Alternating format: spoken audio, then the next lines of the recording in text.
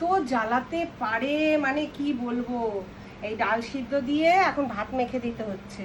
আমাকে বলছে তুমি মেখে দিলে কি ভাত কমে যাবে? আলা হ্যাঁ মেখে দিলে কমে যাবো। তার আগে ডালটা ঢেলে বসে আছে।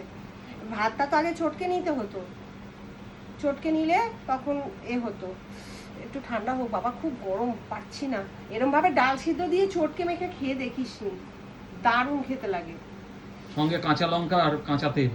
কাঁচা তেল, আর সাথে যদি একটু পেঁয়াজ হয়, কিন্তু ঘরে পেঁয়াজ নেই। আগে যদি বলতে এরকম অখাদ্য কুখাদ্য খাবার হবে, আমি অখাদ্য বেরিয়েছিলাম কুখাদ্য নাকি এটা? আমাদের স্পেশাল দোকান থেকে 100 টাকা দিয়ে একটা বিরিয়ানি কিনে আনতাম। খুব ভালো খাবার বিরিয়ানিটা, খেয়ে নিতাম, হয়ে যেত। এত ঝামেলাই ছিল। বিশাল ভালো খাবার, এত ভালো খাবার মানে কি বলবো, রোজ বিরিয়ানি খেয়ে এটা এটা এটা মা মেখে দিচ্ছে, এটা বিরিয়ানির চেয়ে অমৃতের মতো খাবে।